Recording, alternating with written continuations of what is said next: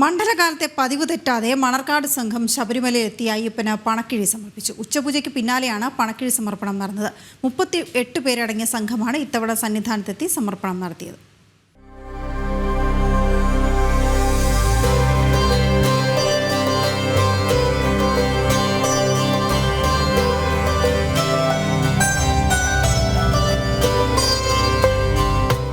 മുൻകാലങ്ങളിൽ നിന്ന് ശബരിമലയിലെ യാത്രാരീതിയിലും പൂജാസമയങ്ങളിലും മാറ്റം വന്നെങ്കിലും മേൽശാന്തിക്കും തന്ത്രിക്കും അകമ്പടിയായി ശബരിമലയിലേക്ക് പോകുന്നതിന്റെ സ്മരണയോടെയാണ് മണർക്കാട് സംഘത്തിന്റെ ശബരിമല യാത്ര.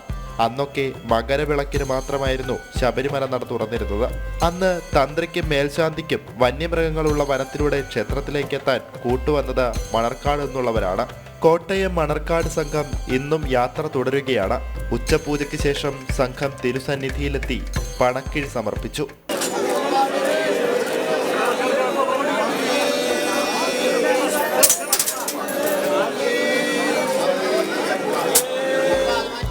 എല്ലാ വർഷവും ധനുമാസം 1-നാണ് സംഘം മണർക്കാട് ശാസ്താക്ഷേത്രത്തിൽ നിന്നും ഇരുമുടി നിറച്ചു പുറപ്പെടുന്നത്.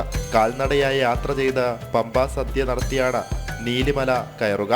മാറാശാന്തിമാരെ കൊണ്ടുവരുന്ന കൂട്ടത്തിൽ അന്ന് അവിടുത്തെ പെരിയസ്വാമി ഒരു കളഭക്കാവടിയും കൂടെ എടുക്കുമായിരുന്നു. അത് അന്ന് മകരം 3-നാണ് സമർപ്പിക്കുന്നത്. അതിനോടനുബന്ധിച്ച് ഉള്ള ഒരു ക്രിയയായിട്ട് ഇന്ന് കളഭം കൊണ്ടുവരാൻ ഇവിടെ കളഭാഭിഷേകം ഇഷ്ടംപോലെ നടക്കുന്നുണ്ട്. അതിന് പ്രായശ്ചിത്തമായിട്ട് ഞങ്ങൾ അവിടെ 28 കരയാണ്. 28 കരയിലുള്ള ഭക്തജനങ്ങൾ ധനു 1-ാം തീയതി നടയിൽ ശാസ്താവിൻ്റെ നടയിൽ നീലപ്പട്ടിൽ സമർപ്പിക്കുന്ന ധനവും ഞങ്ങൾ ഇവിടെ കൊണ്ടുവന്ന് സമർപ്പിച്ചോളാം. ധനു 3-ന് കൊണ്ടുവന്ന് ഉച്ചപൂജ സമയത്ത് ഞങ്ങൾ ഇവിടെ കൊണ്ട് സമർപ്പിച്ചോളാം. അന്ന് ആ രാശിയിൽ ഇവിടുത്തെ പ്രശ്നവിധിയിലും ഞങ്ങളുടെ അവിടെ വെച്ച പ്രശ്നവിധിയിലും അനുസരിച്ചാണ് ഇത് ക്രമീകരിക്കപ്പെട്ടത്. ഒരു കാലത്ത് മുടങ്ങിപ്പോയ ആചാരം 25 വർഷം മുൻപാണ് വീണ്ടും തുടങ്ങിയത്. ശബരിമല ക്ഷേത്രം പോലെ തന്നെ പഴക്കമുണ്ട് മണർക്കാട് സംഘത്തിന്റെ ഈ യാത്രയ്ക്കും. ദർശനത്തിന് ശേഷം മേൽശാന്തിയുടെയും തന്ത്രിയുടെയും അനുഗ്രഹവും വാങ്ങിയാണ് സംഘം മടങ്ങിയത്. ജനം, സന്നിധാനം.